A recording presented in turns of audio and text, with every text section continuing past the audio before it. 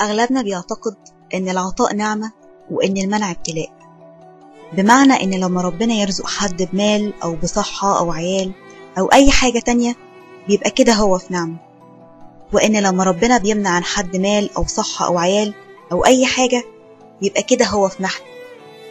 بس الصح إن كل اللي بيجي من عند ربنا خير ونعمة، سواء بقى فرحت بيها أو زعلت، ده بيبقى راجع لقوة إيمانك ورضاك عن أفعال ربنا بيك. يعني العطاء والمنع رزق، بيعطيك حاجة عشان يفرحك وبرضه بيمنع عنك حاجة علشان ما تتعبش، يبقى الاتنين خير.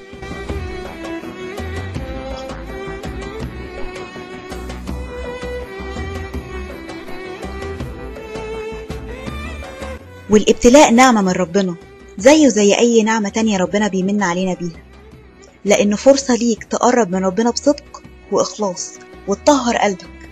الغلابة والمساكين بس هم اللي مش بيعرفوا يستغلوا الفرصة دي، وبيقعدوا بقى يندبوا حظهم ويعيطوا ويشتكوا لخلق الله وسايبين الخالق نفسه، مع إن هو اللي في إيده الأمر كله. انت هتزعل من الابتلاء، بس اوعى تشتكي لحد غير ربنا، لأن هو اللي في إيده يرفع عنك البلاء، ولأن الابتلاء أصلا اختبار من ربنا ليك إذا كنت هتستعين بيه ولا هتنسى إن هو قادر على كل شيء.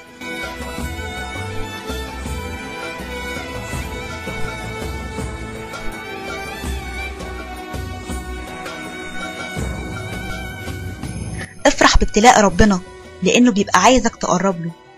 ممكن تكون مشاغل الدنيا نسيتك وجوده، فربنا بابتلاءه بيفكرك بيه علشان ترجع له تاني.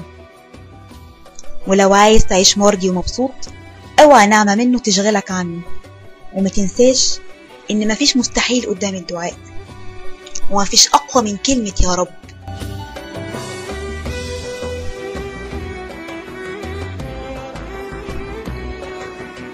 فاللحظة اللي انت عايشها دلوقتي حالا هي اللي مضمونة، بكرة يمكن ما يجيش.